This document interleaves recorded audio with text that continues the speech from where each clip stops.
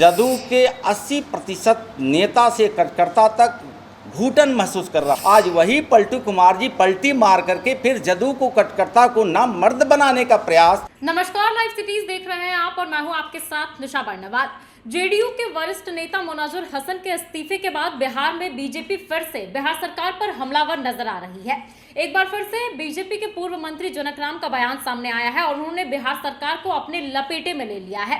दरअसल उन्होंने साफ कहा है कि जेडीयू का जो मंशा से गठन किया गया था, क्योंकि जब जंगल राज था उस वक्त ही जेडीयू की स्थापना की गई थी और उस वक्त ये कहा गया था कि जंगल राज को हटाया जाएगा, भ्रष्टाचार को मुक्त किया जाएगा। लेकिन जिस तरह से पलटू राम पलटी मारकर फिर से जंगल राज की पार्टी के साथ ही गठबंधन कर लिए हैं, इससे बड़ा सवाल खड़ा हो रहा है और ऐसे में जेडीयू के कार्यकर्ता अपमानित महसूस कर रहे हैं। तो आने वाले दिनों में और भी जितने भी जेडीयू के नेता और कार्यकर्ता होंगे वो सभी भाजपा में शामिल हो जाएंगे। और भी क्या कुछ कह रहे हैं जनकराम, आप सुनिए। अभी आपने देखा होगा कि जदयू का वरीय नेता मोनाजिर हसन साहब का कल ही इस्तीफा हुआ है। उन्होंने स्पष्ट शब्दों में कहा है कि जदयू के 80% नेता से कार्यकर्ता तक घुटन महसूस कर रहा है। ये मेरा कथन नहीं है, जदयू का वरीय नेता मोनाजिर हसन ने प्रेस मीडिया के सामने कहा है। और मैं आपसे स्पष्ट शब्दों में कहना चाहता हूं कि बिहार हो या गोपालगंज जिला, जदयू का निर्माण ही हुआ जंगल राज से मुक्ति पाने के लिए। तो जंगल राज से मुक्ति पाने के लिए, गुंडा राज से मुक्ति पाने के लिए, भ्रष्टाचार से मुक्ति पाने के लिए जदयू का जब गठन होता है, आज वही पलटू कुमार जी पलटी मार करके फिर जदयू को कार्यकर्ता को ना मर्द बनाने का प्रयास उन्होंने किया है। तो जदयू में जिसका स्वाभिमान है वो कभी जदयू के नेतृत्व में और महागठबंधन के नेतृत्व में काम नहीं करेगा।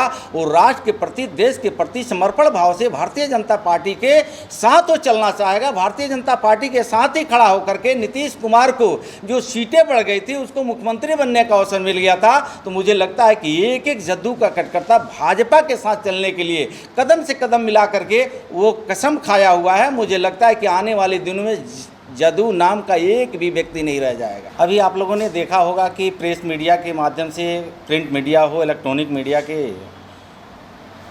वर्तमान सरकार के एक मंत्री जी का बयान चल रहा है कि भारत सरकार के मंत्री आदरणीय गिरिराज दादा जी अनुसूचित जाति के साथ बैठ के खाना खाएं, तब हम समझेंगे कि हिंदू हिंदू सब एक है।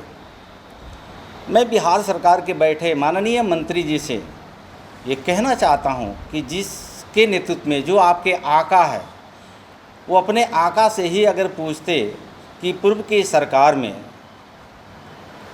जो किसी दलित के नाखून खींचने का काम होता था, यही बिहार के अनुसूचित जाति जो IAS ऑफिसर हुआ करते थे, गोपालगंज जिला के निवर्तमान कलेक्टर को निर्मम हत्या आपकी सरकार में कर दी गई हो।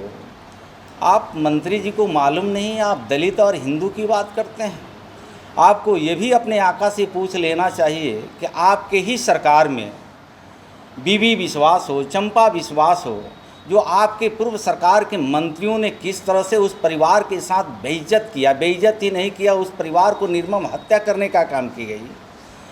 मैं तो आपसे ये कहना चाहता हूँ, बिहार सरकार के आप मंत्री हैं, माननीय मंत्री जी, आपको चुनौती देता हूँ कि भारत सरकार के मंत्री आदरणीय गिरिराज दादा से पंगा लेने के पहले आप पूर्व मंत्री भाजपा के जनक चमार के साथ आप कभी बैठ करके खाना खाने का, और आप अपने आका से क्यों नहीं पूछते हैं कि 15 साल के शासन काल में आपके आका किसी दलित के घर खाना खाने का काम किया, किसी दलितों के घर में जा कर के दुख सुख जानने का काम किया?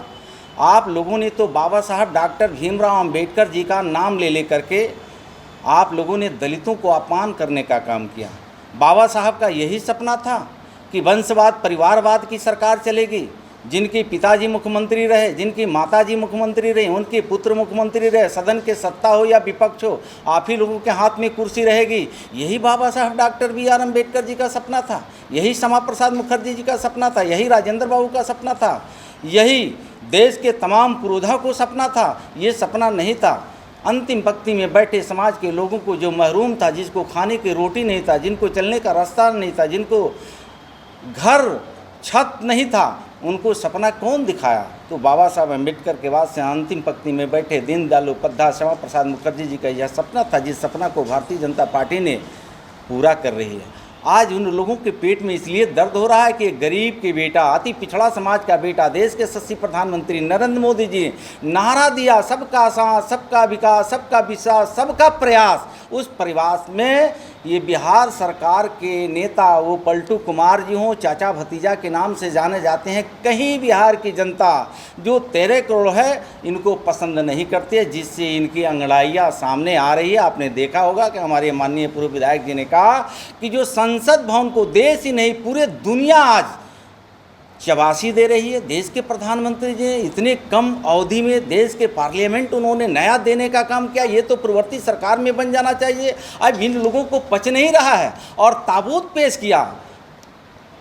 मैं तो कहना चाहता हूँ ये ताबूत जो आज आपने पेश कर दिया, इसके पहले ही आपने 9 और 14 के बीच में जो लोकसभा का चुनाव हुआ, आपका एक भी सांसद नहीं है। बिहार की जनता ने तो आपको ताबूत में बंद कर दिया।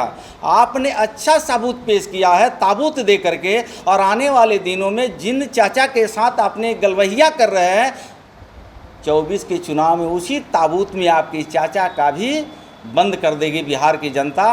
आप घबराइए नहीं, समय आने दीजिए।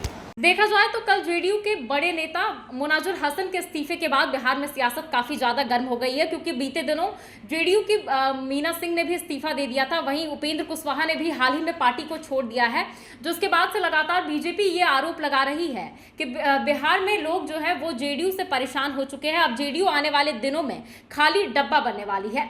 तो ये देखना काफी दिलचस्प होगा कि क्या बीजेपी के द्वारा जो आरोप लगाया जा रहा है, बीजेपी के द्वारा जो ये कहा जा रहा है कि जेडीयू में सारे नेता और कार्यकर्ता खुद को अपमानित महसूस कर रहे हैं और ऐसे में सभी भाजपा में शामिल होने वाले हैं, तो देखने वाली बात होगी कि कितने लोग भाजपा में शामिल होते हैं।